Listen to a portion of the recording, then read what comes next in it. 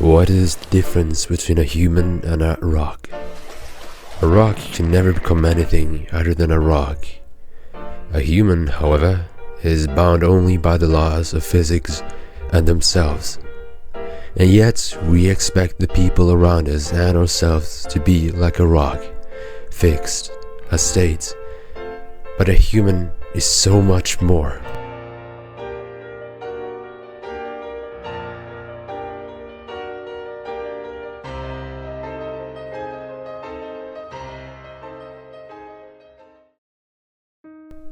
Theseus sat by the shore, feet in the cold water, eyes set on the horizon. No one thought he was anything special, but he knew he was. Not because of where he stood, but because of where he was going. As Theseus grew, the image people had of him glitched. They expected him to remain who he was.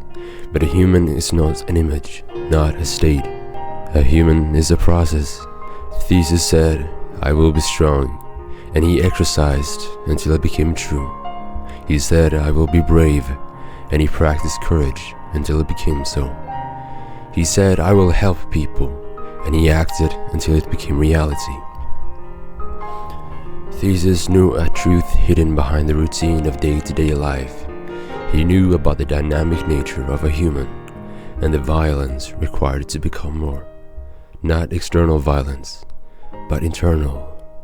A war against who we were, a war against the self of yesterday. It's a beautiful violence, a relentless drive toward potential. You will never reach your ultimate maximum potential, and that does not matter. Climb the mountain not to reach the peak, but to become a better climber with every step. What is this violence for? It is for becoming. What is this violence against? Yourself, your habits, your neural patterns, your image of who you are. Violence rips out the dead roots of your former self, so you can grow into something better. Self-recreation. Violence is its active force, the muscle you use on your journey of becoming. Remember this, if your neighbor's potential is limitless, why do you try to limit them? Why do you limit your son, your daughter, your friend, your coworker? Why do you limit yourself? What are you afraid of? What lie convinces you? My friend, you are not who you think you are. The person in the mirror is not you. It is a mask you wear, and tomorrow it will be replaced by another.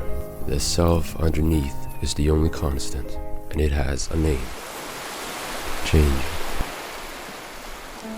Theseus looks at the stars and laughs. The sea open in front of him. The wind pulls through his hair. Waves crash against the sand.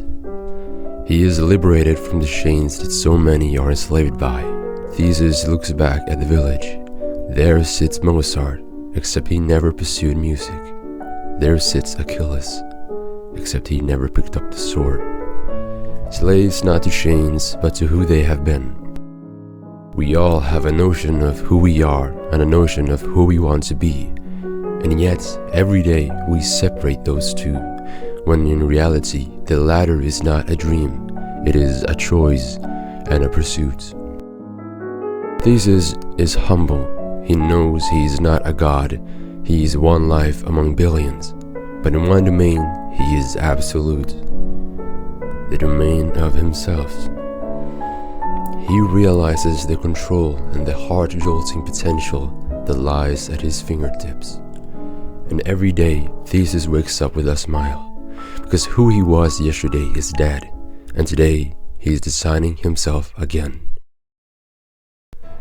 Every day, Theseus climbs higher on the staircase to who he chooses to become. That is the violence and beauty of becoming.